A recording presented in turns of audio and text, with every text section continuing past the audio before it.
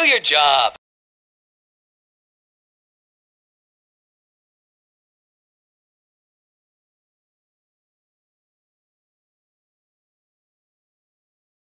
Marcos Villegas for FightHubTV.com, standing here with Showtime analyst Al Bernstein. Al, before we get into this bout between Andre Ward and Arthur Abraham, I wanted to see your thoughts on last weekend's mega fight.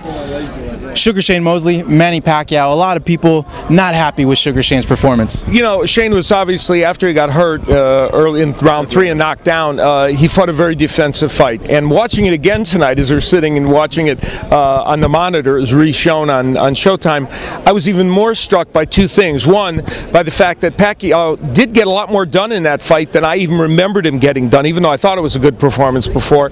And secondly, that Shane really did fight a very defensive fight. Every time there was a chance for him to stay in the punching zone and throw something, for the most part, he would move out and didn't throw too many power punches. And he pointed out that that was because he faced power that he really hasn't faced before in the ring.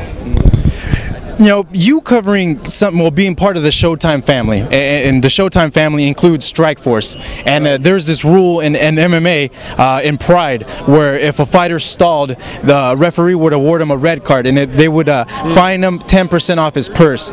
And I immediately thought that with this fight between Pacquiao and Shane Mosley, as maybe a catalyst to have a fighter when that happens to force him to want to fight.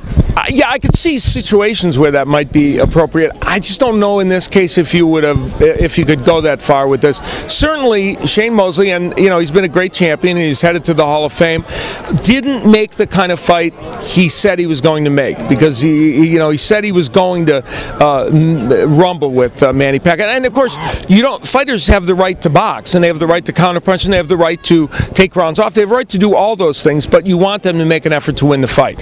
And I think there was, at a certain point, it became quite apparent that Mosley was making an effort simply to keep his record going of never having been knocked out. It was certainly disappointing. Let's move on to this bout tonight. We saw Andre Ward unanimously beat Arthur Abraham, and it seems that Arthur Abraham might need to consider a different weight with this loss.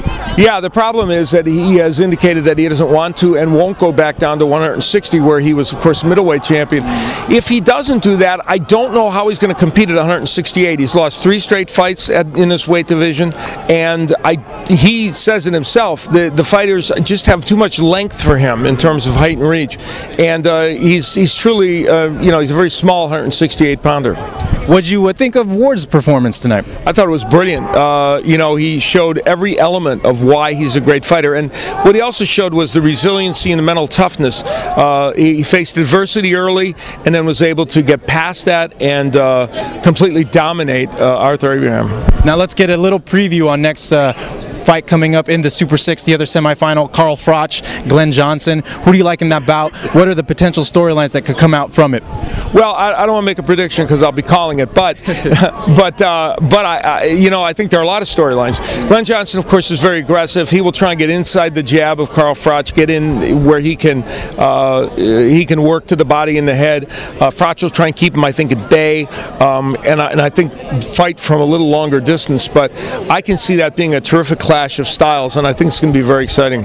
Well, Al, once again, we appreciate your time. Thank you very much. You're welcome.